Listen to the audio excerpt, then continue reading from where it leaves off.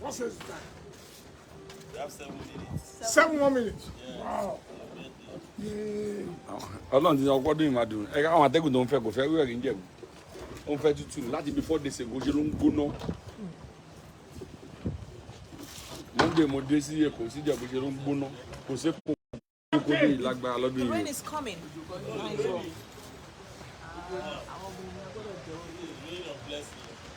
Wow. This is nice, oh. This is nice. Ah.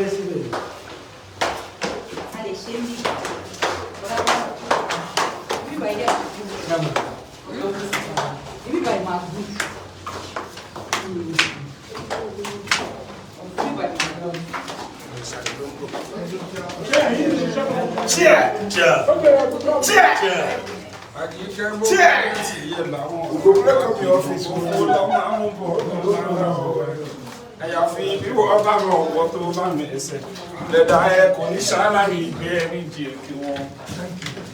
Àyíkẹ́ bó bá jẹ́ tìyẹ̀ làwọn ọ̀tá bá kiri ó fún lọ́mọ ń bọ̀ lọ́dá láwọn. Àyàfi bí wọ́n bá rọ ọ̀pọ̀ tó bá mi ẹsẹ̀ lẹ́dà ẹ̀ kò ní ṣáláyé ìgbé ẹni jẹ kí wọ́n. Wọ́n kò kọ́ nígbà yẹn ni wọ́n ti dá. Mo bọ́ sókè tó wọ́n kọ́kọ́ fún jìbìtì.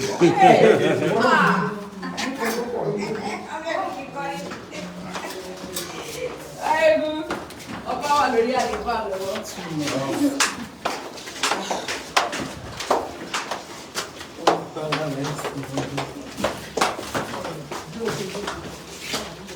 Okay, come on. Alive. Are we TikToking? Are we Instagramming? Yeah, we do.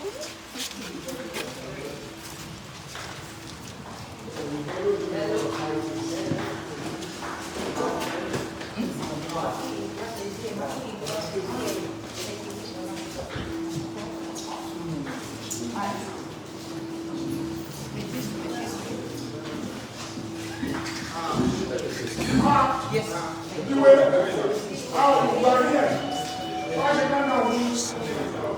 Like I feel.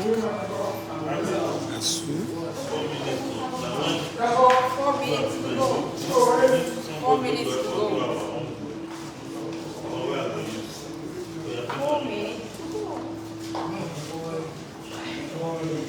go. Bet the boy himself.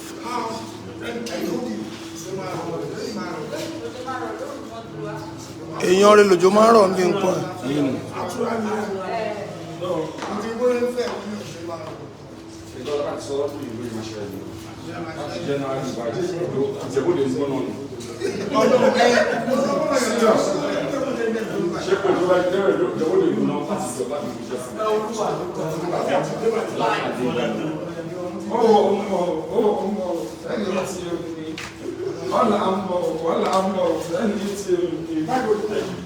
Gbogbo tó bá ti fẹsẹ̀ ara ìlú ojú wa sí owó tọrọ. Ojú wa sí owó tọrọ. Àwọn ojú wa sí wà tọrọ. Ìlú sí dé onímọ̀ ayé o. Mẹ̀kúnnù fún ayé ẹ̀ máa jù ẹ̀ mọ́ ara. Aláàbọ̀ṣẹ̀ ìlà àwọn ọ̀rẹ́ ti jẹ́. Ọgbà ni ó bá ti ní gbàgbọ́ ìwọ wo wá sí wáyé kó tọrọ bó bá gbẹ́jọ́ sójú ojú wá sí kó tọ́ bó bá lójú Àníkẹ́ ojú Àṣírù kó tọ́ òkun ti dé onímọ̀ wáyé o mẹ̀kúnnù wáyé ẹ̀ máa jù ẹ̀ máa àlá aláṣẹ àlá àwọn ọmọdé ti yá ni. ọmọ ńlá ojúṣàpọ̀lá ògọ́dì mi ògọ́dì kò ṣìkà kó fẹ́ràn ìwúwe ọmọ eléwùlé ní òṣèṣẹ̀ jẹ́ ogbó kó o gba ìlà ó gbà láti jẹ owó òde èrò tí ń lọ sẹ́pẹ́ yẹ́gbọ́dà etí omi ẹ bá mi kojú ṣàpọ̀lá ògọ́dì ọmọ bá ní ọmọ aládé àlàáfíà ojúṣàpọ̀lá ọ̀pá Àjíkẹ́ adé mi ìrọ̀rùn dé wá sí ẹ̀rù àyáde lásìkò mímì wà dàgbà o kó bá jẹ́ pé tìyẹ làwọn ọ̀tá ń bá kiri òfo lọ́mọ amúbọ̀ yọlá láwùrán àyàfi bí wọ́n bá wọn ọ̀pọ̀ tó bá bẹ̀rẹ̀ lẹ́dà oníṣàlàyé ìgbé lékè wọn ẹnikẹ́ni bó bá jẹ́ tìyẹ làwọn ọ̀tá ń bá kiri òfo lọ́mọ amúbọ̀ yọlá láwùrán àyàfi bí wọ́n bá wọn ọ̀pọ̀ tó bá bẹ̀rẹ̀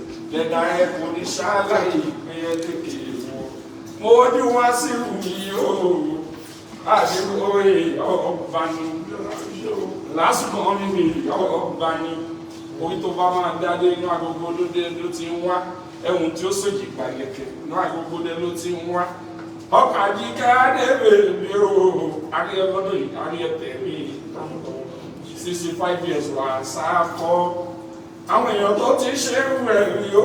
Happy birthday to you. Happy birthday. Happy birthday. Happy birthday to you. For he's a jolly good fellow. For he's a jolly good fellow. For he's a jolly good fellow. And so say all of us. And so say all. He's a jolly good fellow. He's a jolly good fellow. He's a jolly good fellow. And so say all of us. Hooray!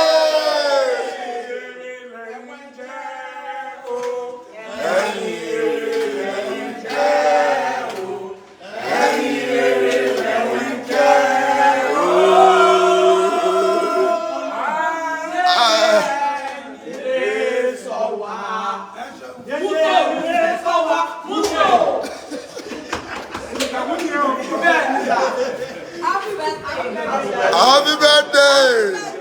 Very good, G.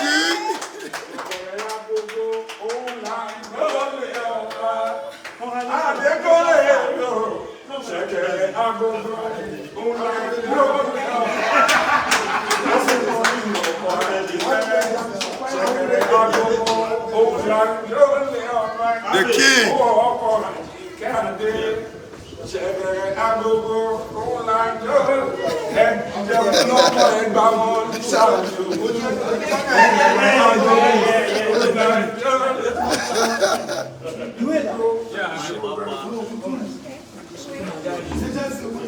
Captain. Where's the mom? Your phone. FM, your phone. Happy birthday, Daddy. Lásìkò mi orí ògbó ògbó lásìkò mi orí ògbó bàbá gbogbo ara gbogbo ara òun lànà fi hàn lásìkò mi kókó pẹ́lá ẹ bá mi tọrọ fọ́pọ̀ Àjíkẹ́ òjàre ẹ bá mi tọrọ fún lásìkò mi kókó pẹ́lá. Èmi ọmọ mi olórí ìgbé yan rí yòó, ọba màá yan tèmi.